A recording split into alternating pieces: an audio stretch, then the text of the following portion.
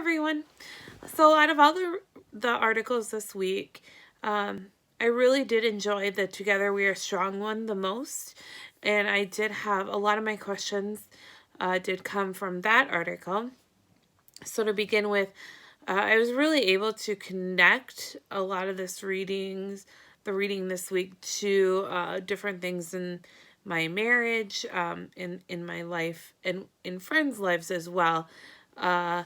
In particular, right away in the beginning of the Together We Are Strong article, it discussed the three different levels of resources that help build marriages and make them strong and happy and enduring. And that was the individual and the interpersonal, and then social and economic. And as it was discussing those three things, I was really able to think about my own marriage and why my marriage has been successful, and what those different levels looks like for us. And so it was really insightful to go into that. One thing that I found was really interested, that really made me look back at Walsh's readings from last week, was in this particular article, it discussed how some of the family members, or some of the married couples, had both lost family members, whether it be due to violence or substance abuse because of their street life and whatnot. Four of the families in this article had specifically reported about losing an extended family member. And I know last week Walsh had stated, after a traumatic experience, that people have the need for connection from a loved one. And I know a little later on in the article it did say that Black couples who experienced death of a loved one reported enhanced marital bond. So I really found that interesting, and was able to really kind of put that in perspective with some of the reading that we had already talked about. One of the things that I thought that should be looked into further or investigated further was what would happen if they interviewed dropouts.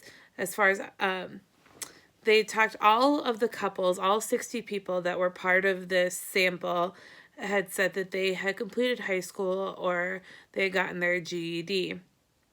Some of them had even attended college, and they were honestly making, I think it was like an average of like 58,000 or something a year.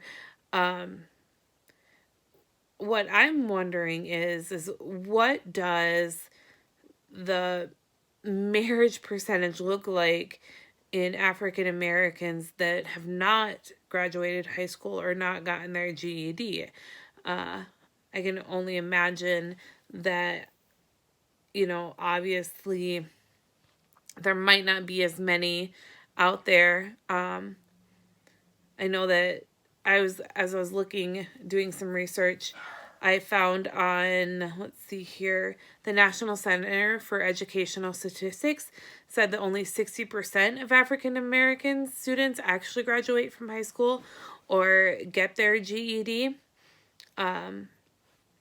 So that leaves a pretty big gap in there for a pretty high number of African Americans that haven't gotten their grad or high school diploma or their GED.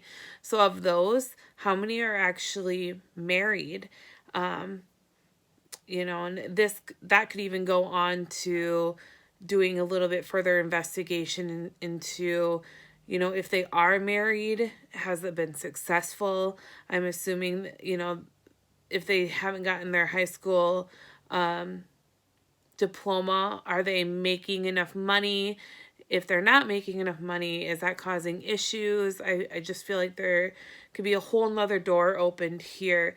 And this research, I feel, is almost a little one-sided because they didn't really go into any of that.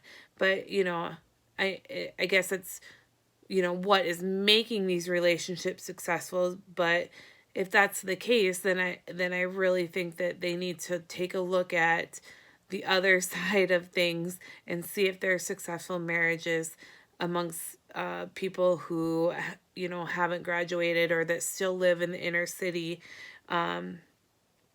and look at it more from that perspective.